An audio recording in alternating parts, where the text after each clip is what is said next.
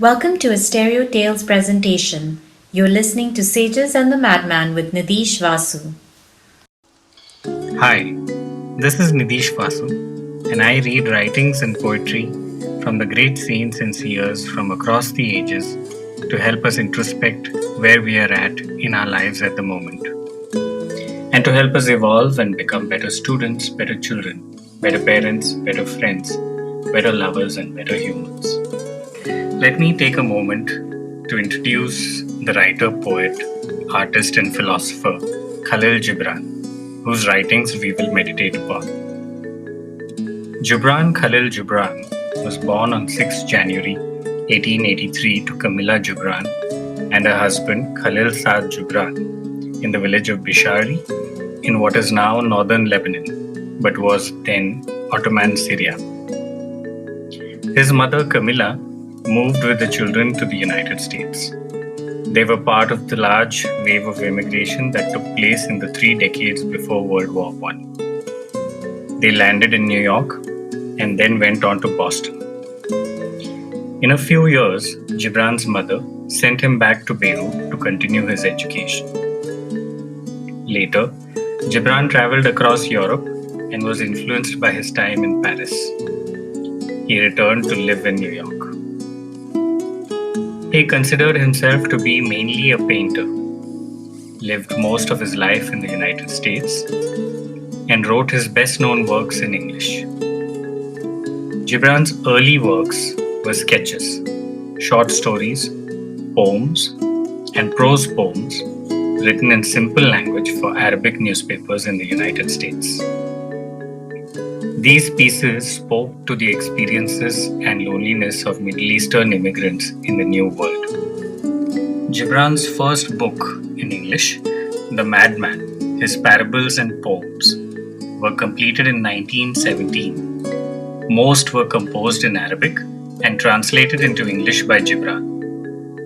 In this episode, we read from his first book, The Madman, the parable, How I Became the Madman.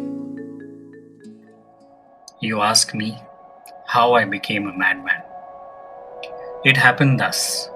One day, long before many gods were born, I woke from a deep sleep and found all my masks were stolen. The 7 masks I have fashioned and worn in 7 lives. I ran maskless through the crowded streets shouting, "Thieves! Thieves! The cursed thieves!" Men and women laughed at me, and some ran to their houses in fear of me. And when I reached the marketplace, a youth standing on a housetop cried, "He is a madman." I looked up to behold him. The sun kissed my own naked face for the first time. For the first time, the sun kissed my own naked face, and my soul was inflamed with love for the sun. And I wanted my masks no more. And as if in a trance I cried, "Blessed, blessed are the thieves who stole my masks." Thus I became a madman. And I have found both freedom and safety in my madness. The freedom of loneliness and the safety from being understood. For those who understand us, enslave something in us. But let me not be too proud of my safety. Even a thief in a jail is safe from another thief. Let's take a quick look at what Gibran tries to say. He talks about 7 masks that are stolen. The 7 masks that he's fashioned over 7 lives. These could be the different personalities that he's lived over different lives, or these could also refer to the 7 spiritual centers within him, which he's put his energies into. This seems to be a reference to him living a material, body-conscious life.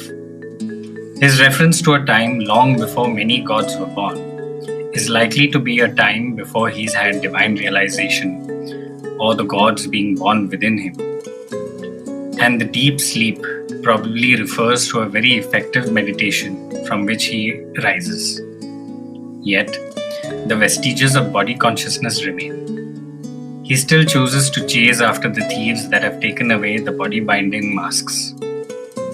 People react adversely to behavior they don't understand and either ridicule him or fear him. The sun, or the divine, or God, kisses his naked face, bare and without any impurities of his past actions, desires, personalities.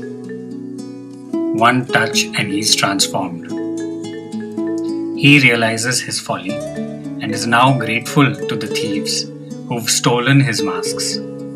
He's in the ecstasy of God contact or samadhi, and he's beyond the norms of the world or Maya.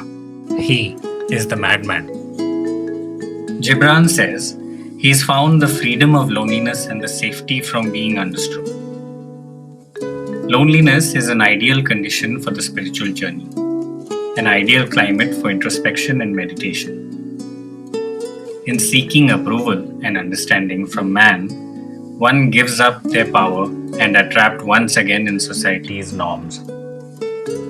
He warns us against spiritual pride, lest we be limited by what we know for what is yet to be known. This is my interpretation of this wonderful work. Hope you find this useful in your inner journey. If you think you'd like to add more to the interpretation, please write to me or join the discussion on the podcast page. In the next episode, we'll read about what Khalil Gibran has to say in his parable from the Madman, titled My Friend. If you've enjoyed listening to this podcast, please hit subscribe and make sure you share the link with others who'd enjoy the experience. We'd love to hear from you. You can reach us at themadman@stereotales.com with your thoughts, suggestions, questions, ideas, and more. Please also write in if you'd like to partner with us or if you'd like to feature us on your blog or newsletter. Don't forget to rate our podcast. Thank you for listening and for all your support. You've been listening to a Stereo Tales presentation.